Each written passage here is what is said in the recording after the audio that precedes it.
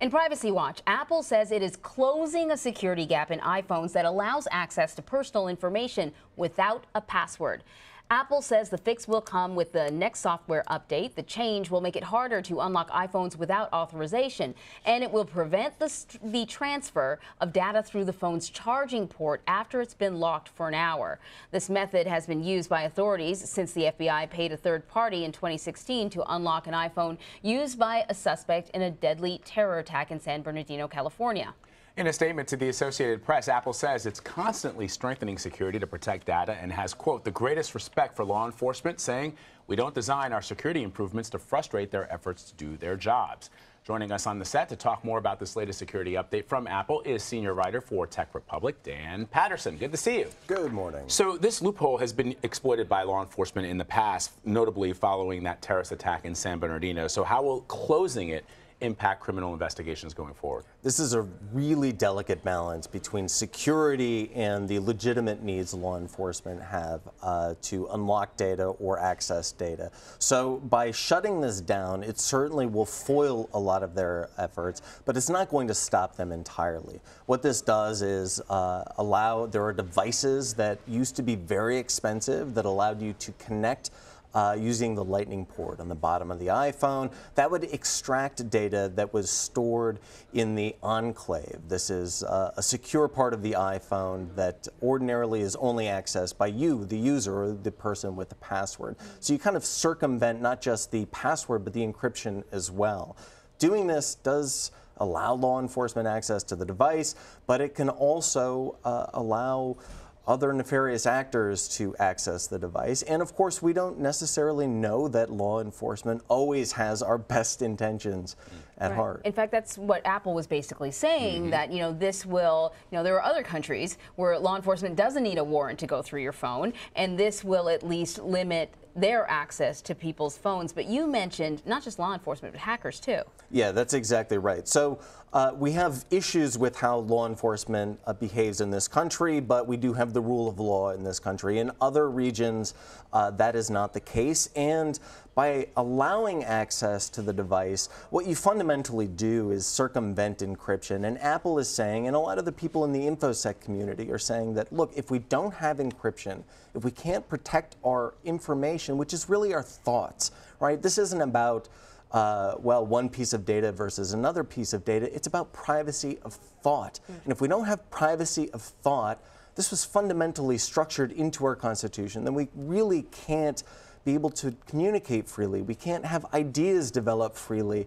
And if we're constantly under this pressure from law enforcement or from hackers, from other people who may not have our best interests in mind, it undermines our abilities. And if we think about emerging democracies, places who have people who really do fight for freedom, if they cannot communicate freely, then the world is in danger. This is at least Apple's argument.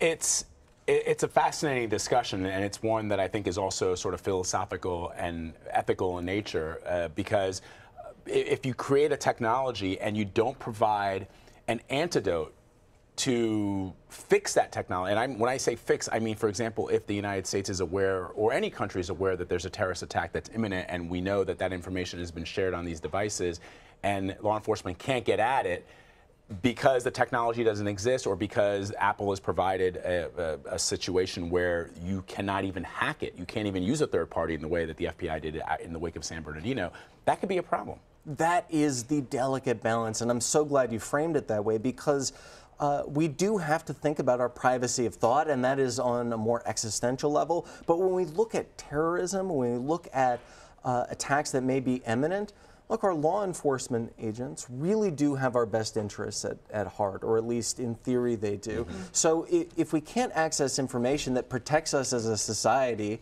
and protects our physical ability to live, then we're in a really challenging place. And I think that we have to continue having these conversations, because if we don't balance between encryption and security, we'll end up with insecurity in either one of those areas. So at this point, because you remember after San Bernardino, law enforcement, the FBI put a lot of pressure on Apple to cooperate. They refused, but they also said it's just we can't do it. And eventually they found a third party. Do you foresee these tech companies perhaps altering their policy and maybe working with law enforcement? Or do you think it's just philosophically it's against sort of the foundation of what they do? Strong encryption is it's something that is defined by math, but it's also something that has become kind of a business marketing tactic used by Apple. Look, if you use Google services, if you use Facebook services, your information is easily harvested, and they kind of trade the security for convenience. Yeah. With Apple, they're taking a marketing track and saying, look, this helps us be secure. It also helps our bottom line.